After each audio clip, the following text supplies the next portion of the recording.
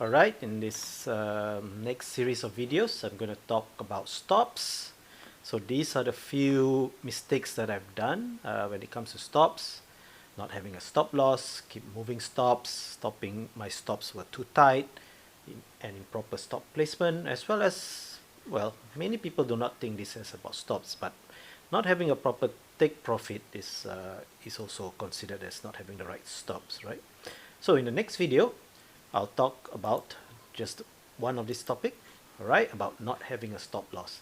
I'll give you an example of what happened to me, and hopefully you guys learn from it and do not repeat the mistake that I've done myself. All right, so the next video is coming soon. Right, so here I'll talk about how I didn't put any stop loss, and I thought the market was surely to reverse in my favor because I was just trying to spot the top or bottom, and I did this on US yen. Well, when the yen pair moved, it really moved, so I think something to learn. Yen pairs behave a little differently, right? Maybe because of the risk on, risk off, and when they go, they just go in one direction and they don't turn back. And then when they reverse, they just go back all the way down. So you've seen here. Actually, I've filtered my profit and loss just on the yen pair. So in February of this year was about sometime when I started trading again. So you can see, wow, I got the 5% growth, 5% growth, and from there downhill negative 24% and negative 146%. So how did I manage to achieve such a great feat? Well, this is what I did. So I'll put on the daily chart. So yeah, so this is where the big disaster happened. So I think I was on the 15 or 5 minute chart, trying to either do a buy or sell here, and then I saw price going up, and hey, I saw there's a level here. I'm pretty sure the yen pair is going to reverse somewhere here, and so I started selling, and it kept going up just in a day, right? I kept selling, selling, selling, selling, selling, selling.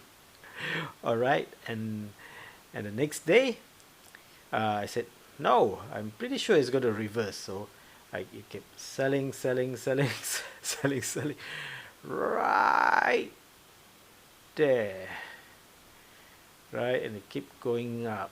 And on the third day, I decided, let me check if there's any levels there.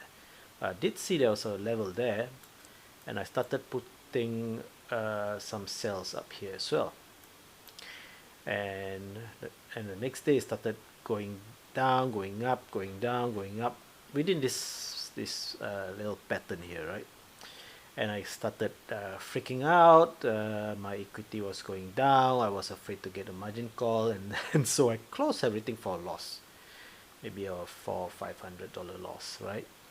And guess what happened?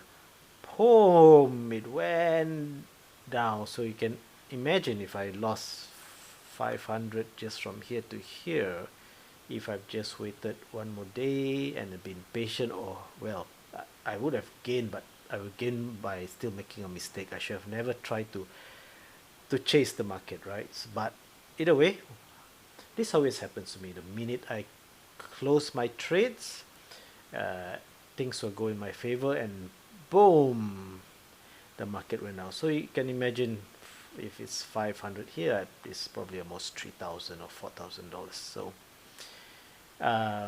that's what happened when you don't put a stop loss and you keep hoping that the market will come back to you. Sometimes it does, but usually it only does after you're out of it and you cannot tolerate the pain anymore. So that's what happened to me on USD Japan sometime in February this year. So guys, do not ever forget your stop loss, right? No matter what. And I can tell you the trades I put are very small, or micro pips, micro pips, right? Micro lots. That's all I did. And that's what happened. So remember, stop loss is important. Always do it. All right? You don't want to suffer the same fate as me. Yes.